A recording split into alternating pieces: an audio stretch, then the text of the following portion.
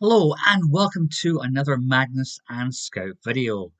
In this video, I thought I would talk about separation anxiety as we've had to deal a lot with this issue with Magnus. So I thought I'd highlight the issue and share what we've learned. So what is separation anxiety?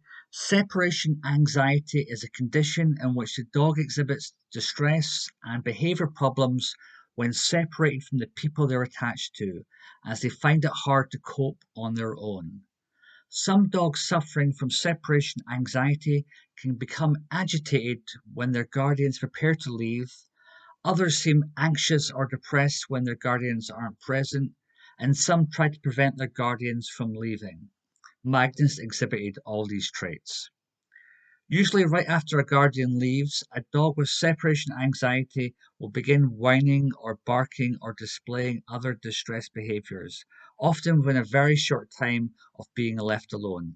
This could be even a couple of minutes. This was the case with Magnus.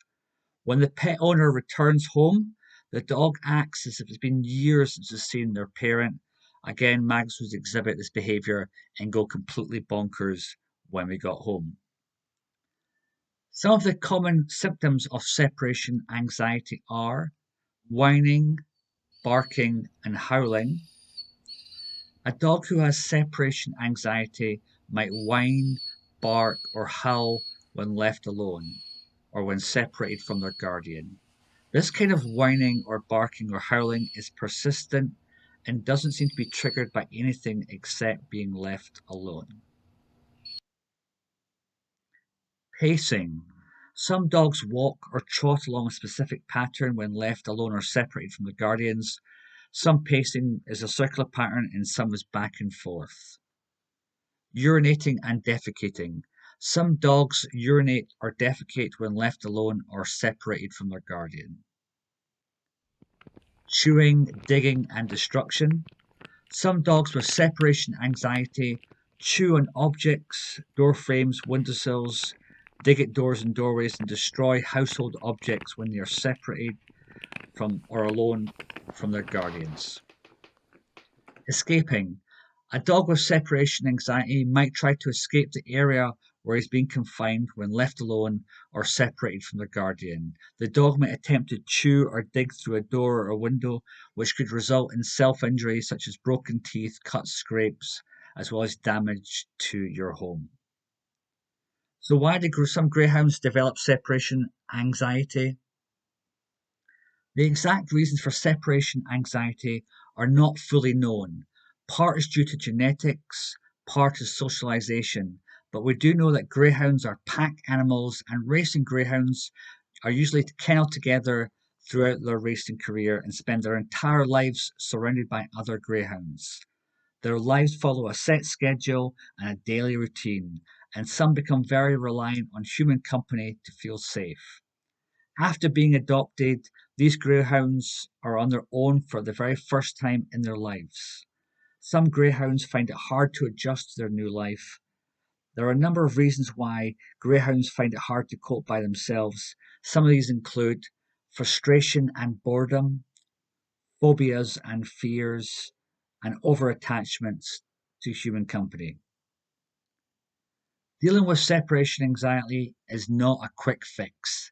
It can be a complex, time consuming problem, but it's worth investing the time to make you and your greyhound's life better. When treating greyhound with separation anxiety, the goal is to resolve the dog's underlying anxiety by teaching him to at least tolerate being left alone or maybe enjoy being left alone. One of the big things you can do to help your dog with any anxiety, but particularly separation anxiety, is exercise. Providing lots of physical and mental stimulation is a vital part in treating any behavioral problems, especially those involving anxiety. Exercising your dog's mind and body can greatly enrich his life, decrease stress, and provide appropriate outlets for normal dog behavior. Additionally, a physically and mentally tired dog doesn't have much energy to spend when he's left alone. Also, taking them for a walk before you leave for a period means they're less likely to soil the house as they already have emptied their bladder, etc., outside. For Magnus, we would take him for an extra long walk in the morning. This meant I had to get up an extra hour early to fit in the walk, but we'd also take Magnus for a long walk before we left him for any period of time, just again to tire him out. Attention seeking behavior is also a big indicator and something you may need to work on. Often, dogs that suffer with separation relation issues become Velcro dogs that never want to leave your side and will follow you from room to room, even the bathroom. They may seek attention to you by pawing, barking, nudging, and leaning on you, or they may always want to be in close physical contact, perhaps lying at your feet. This attention may appear like affection and is nice to us, but however, it does not help the dog become independent or feel secure or less anxious when they're left alone. To help prepare your dog for being on their own, you will need to increase their independence and decrease their attention seeking behavior. To help build your dog's independence, it is essential that you ignore all your dog's attention seeking behavior. This does not mean that you should ignore your dog. It means that you should initiate the attention and not your dog initiating the attention. Only do it again also when they're calm and quiet. If your dog follows you from room to room, you can perhaps use a baby gate to prevent this from happening. That way the dog can still see you but cannot follow you around from room to room. Magnus would exhibit these behaviors to get attention, so we had to learn to ignore his attempts to initiate attention. It's hard to ignore them when they seem so sweet, but it is what is required to help them feel secure. Calm departures and greetings. Keeping your departures and your return homes quiet and calm can help your dog with their separation anxiety. If you make a big fuss when you leave or when you return, you're creating a bigger contrast to when you're on their own. This contrast can make it harder for them to cope. In the 10 to 15 minutes before you depart, it's best to keep things low key. Ignore your dog. That means no eye contact, no petting or talking to your dog. When you come home, do this for the first 10 to 15 minutes and then only pet them when they're quiet and calm and when you initiate it. If your dog is destructive when you are gone, this may be due to boredom. Therefore, you can give them interactive toys to keep them entertained. Frequently provide food puzzle toys. If you can feed your dog his meals in these toys or stuff them, that's a great idea. You can also use things like peanut butter, cheese, or yogurt. You can also give your dog a variety of attractive edible and chew toys to encourage them chewing and licking, which has been shown to have a calming effect on dogs. Be sure to provide them whenever you leave your dog alone. We always use things like Kongs, where you can put food inside. We freeze them to make them last longer. We've also got some ball toys, which you can put treats in, and Himalayan cheese bones are another long-lasting treat you can give your dog to chew on in your absence. What to do if your dog has separation anxiety. If your dog has a mild separation anxiety, using things like food or food puzzles can change the association of leaving from a good thing to a bad thing, as they will associate you leaving with them getting something good like food. Keep in mind, though, this approach only works if it's a mild case of separation anxiety, because highly anxious dogs usually won't eat when their guardians aren't home. Treatment for moderate to severe separation anxiety. In these cases, it's crucial to gradually accustom your dog to being left alone by starting with many short separations that do not produce anxiety and then gradually increasing the duration of these separations over many daily sessions over several weeks. First of all, is preparing to leave cues. As I mentioned earlier, some dogs begin to feel anxious when their guardians are getting ready to leave. For example, a dog might start to pace or pant or whine when they notice you're putting your shoes or coat on or picking up a bag or car keys. Dogs who become upset during these pre-departure rituals are unable to leave even for just a few seconds without getting triggered. To help your dog cope with these absences, you must desensitize them to your departure. To do this, you should go through the motions of leaving without actually leaving. For example, you put your boots and coat on and then just sit down and watch TV instead of leaving. Or you pick up your car keys and then just sit down at the kitchen table for a while. This will reduce your dog's anxiety because these cues won't lead to your departure, so your dog won't get anxious when you sees them. Please be aware though, it takes a long time to get them to use these fake cues, so it takes lots of practicing many times a day for many weeks. The next is coming and going training. One of the next things you can practice is coming and going training. Practice start with very short departures. Start with absences only lasting a couple of seconds, and then slowly increase the time you're out of the dog's sight. When you can train these departures up to longer than 10 seconds, you can start maybe adding some food treats as well, giving something like a Kong, and then leaving.